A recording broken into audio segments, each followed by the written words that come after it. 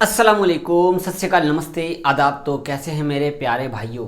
खैरियत से हैं आप लोग?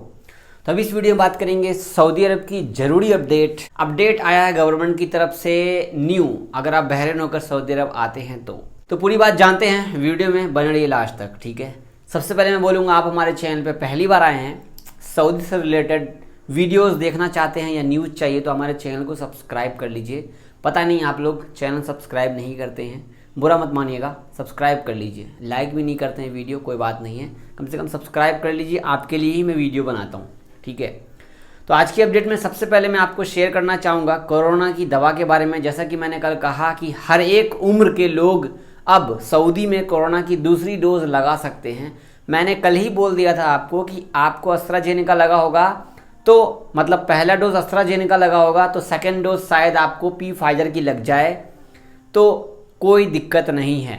जिनको फाइजर की लगी है पहली डोज, उनको सेकंड डोज में एस्ट्राजेनेका भी लग सकती है, या हो सकता है फाइजर लगे एस्ट्राजेनेका लगे, इससे कोई दिक्कत नहीं है। बहुत सारे लोगों ने सेकंड डोज की बुकिंग की है, मुझे सर्टिफिकेट भी भेजा है सेकंड डोज लगाने के बाद भी। हमारे एक जुबैर भाई, उन्होंने तो सर्टिफिकेट ही भेज दिया पूरा, मैं यहाँ पे आपको दिखा नहीं सकता।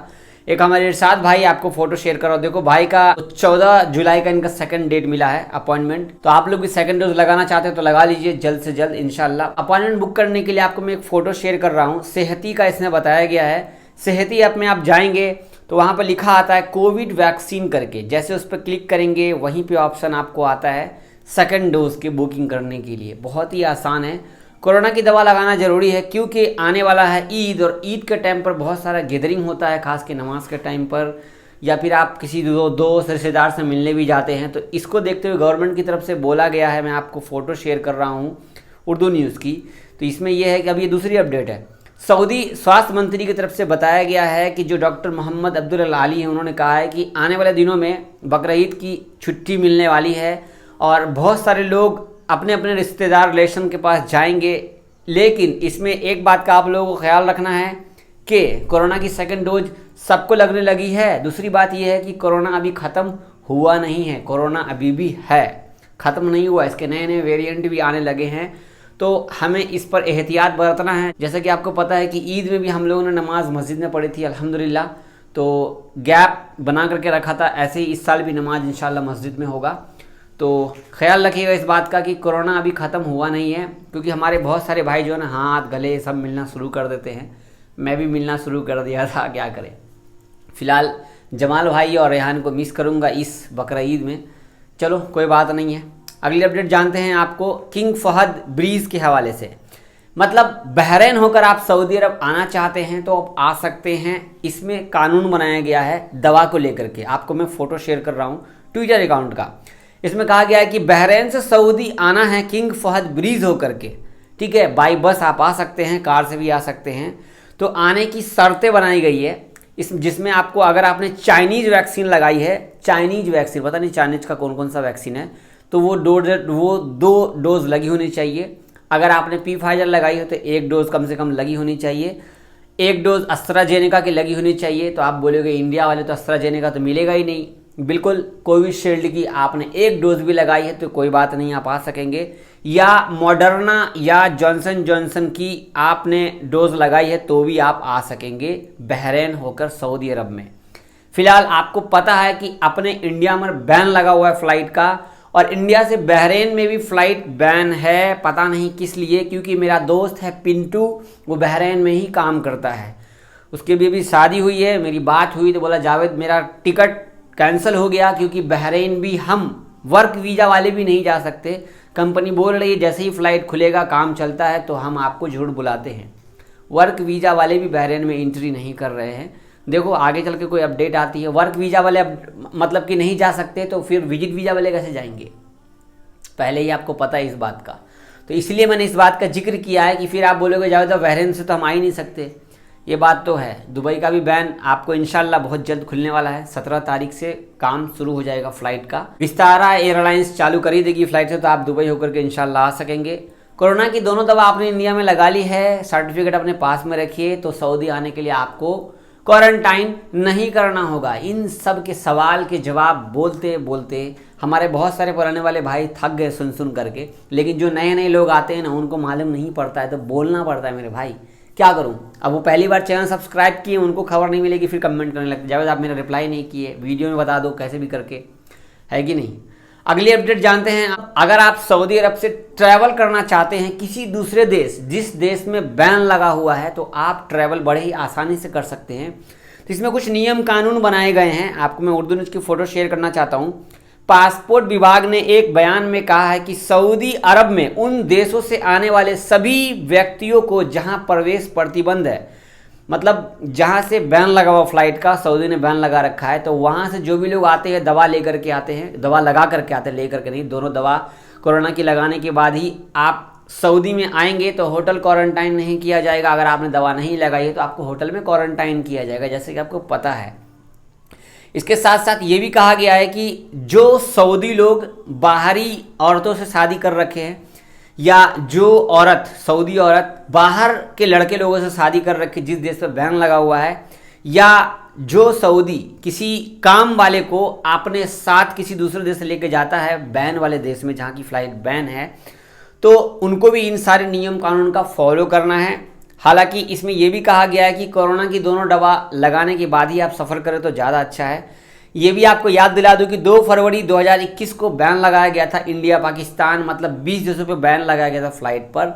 इन सभी देशों में से बैन अभी फिलहाल 9 देशों पर बैन जारी है, 11 देशों का बैन हटा लिया गया। यहाँ पर यह है कि भारत और पाकिस्तान और भी कई सारे देश, इसमें 9 देश है, इससे अभी बैन हटा नहीं है।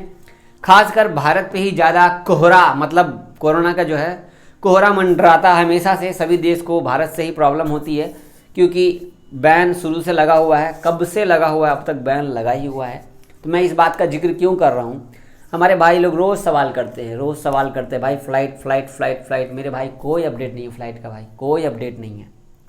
फ़्लाइट खुल जाएगी तो क्या पता मैं भी, लेकिन मैं तो जाने वाला नहीं हूँ, कहीं और किसी और दूसरे देश जाऊँ घूमने के लिए।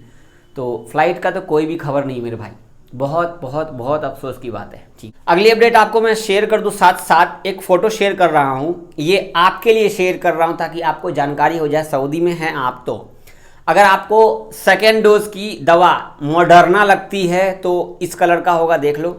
अगर एस्ट्राजेनेका लगता है सेकेंड डोज का तो आप ऑरेंज कलर का होगा, या Pfizer लगता है सेकेंड डोज का तो इस तरह का आपका शेड्यूल अपॉइंटमेंट बुक होगा, देख सकते हो आपको फ़ोटो। तो इन तीनों कलर से आप पता लगा सकते हो कि आपको कौन सी दवा लगने वाली है सेकेंड डोज की। वैसे जैसे ही आप बुक करोगे वहाँ पर लिखा आ जाता है कौन सी दवा है, नहीं है तो ऐसा कुछ नहीं है, वहाँ पर नहीं लिखा होता है कौन सी दवा आप लगाने जा रहे हो, सेकेंड डोज की या फर्स्ट डोज की। जब लगाने जाते हैं ना हम, तो पता चलता है कि हमने Pfizer लगाई कि एस्ट्राजेनेका लगाई। लेकिन यहाँ पर इन्होंने कलर बना दिया है कि अब आप जब अपॉइंटमेंट बुक करेंगे तो आपको कलर से पता चल जाएगा कि आपको कौन सी दवा लगने वाली है। अब मान लो आपने Pfizer लगाई है तो आपको नहीं लगाना तो कैंसिल कर, दूसरा ले लो, समझ रहे हो ना। अगली अपडेट जानते हैं सऊदी अरब में कोरोना के हवाले से। तो आज है 12 जुलाई और आज 1244 केस निकले हैं, 1523 लोग ठीक हुए हैं, 16 लोग इंतकाल किए हैं। रियाद में 344 केस निकले हैं, ईस्टर्न में 254, मक्का में 200, असीर में 125, मदीना में 71, जजान में 64, नजरान में 64, अलकसीम में 47, हाइल में 37, अलबाहा में 12, ताबुक में 11, नॉर्दर्न बॉर्डर में 10 और अलजौब में 5 केस निकले हैं। टोटल एक्टिव केस सऊदी अरब में 10,510 बचे हैं। कोरोना की दवा धड़ल्ले से लग रही है सब लोगों को, जाके आप लोग भी लगा लो, ठीक है। तो ये थी ज़रूरी अपडेट, अभी आपको शेयर किया हूँ। हमारे बहुत सारे भाइयों ने सवाल किया है, कल की वीडियो में बहुत सारा कमेंट आया। मैंने कहा था कि हमारे न्यू सिविल एविएशन मंत्री अब तक मेल मिलाप ही हो रहा है, और उन्होंने अभी मध्य प्रदेश की 9 फ्लाइट की 7 फ्लाइट का उद्घाटन किया है, तो उसी से बार बार रीट्वीट कर रहे हैं। कोई भी फ्लाइट्स को लेकर एक भी ट्वीट नहीं आया है। हालांकि वंदे भारत मिशन की फ़्लाइट का भी वो ट्वीट नहीं करते हैं। तो सिंधिया सर जी, आपको रिक्वेस्ट है कि हमारे गरीब लोगों पर भी ध्यान दीजिए, फ़्लाइट्स के रिगार्डिंग अगर अपडेट दे देंगे तो।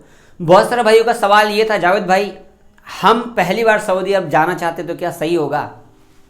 मेरे हिसाब से जितने भी गल्फ़ कंट्री हैं उन सब गल्फ़ कंट्री को छोड़कर आप सिर्फ सऊदी अरब ही जाएं तो ज़्यादा अच्छा होगा। तो आपके लिए बेनिफिट ये है कि वहाँ के पैसे में बरकत है, क्योंकि मोहम्मद का शहर है। इसके लिए मेरे भाई, मैं दुबई में भी रहा हूँ, हालांकि अपना अपना एक ये होता है कि नहीं भाई कुवैत अच्छा है, कतर अच्छा है, ओमान अच्छा है, जिसको जहाँ अच्छा लगता है वहाँ रहता है। बरकत की बात करें तो कहीं भी आपका नसीब जहाँ अच्छा होगा वहीं आपके लिए बरकत ही बरकत है। लेकिन एज इज़ पॉसिबल अगर मेरे से आप पूछो तो मैं सऊदी का ही रिकमेंडेड करूँगा। आने वाले दिनों में अगर फ़्लाइट्स वगैरह खुलती है, ऐसा कोई भी वीज़ा का काम शुरू होता है, फ़्लाइट्स अपडेट ख़त्म हो जाए, फ़्लाइट्स का काम चालू हो जाए, फ़्लाइट्स चलने लगे, तब जाके वीज़ा का काम कराइए, वरना आप इंडिया में ही कोई ना कोई काम करते रहिए। ठीक है। कुछ भाइयों ने हमें कमेंट किया, उल्टा गाली भी दिया है। ठीक है, गाली भी दिया है हमारे, जो मैं बोला कि मैं सऊदी दोबारा नहीं जाऊंगा, उसमें क्या बोला है कि भाई आप जो है इंडिया में रहकर सऊदी की न्यूज़ दे रहे हो, हम नहीं देखेंगे।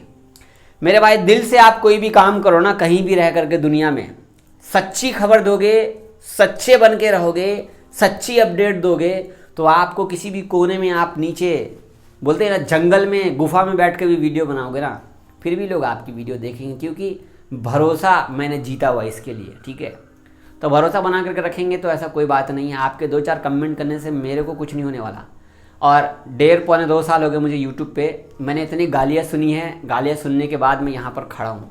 ठीक है, और ऐसे में डिमोटिवेट नहीं होता। 10 लोग गाली दे देंगे, 90 लोग कम से कम अच्छा तो बोलेंगे ना, उससे मुझे कोई फ़र्क नहीं पड़ता। ठीक है, आपका कमेंट करना है कोई बात नहीं, कमेंट बॉक्स खुला हुआ है, गाली दीजिए, कुछ भी बोलिए, बुरा भला। अपनी माँ बहन को गाली देंगे अगर आप मुझे गाली देंगे तो, मैं तो बस यही बोलूँगा।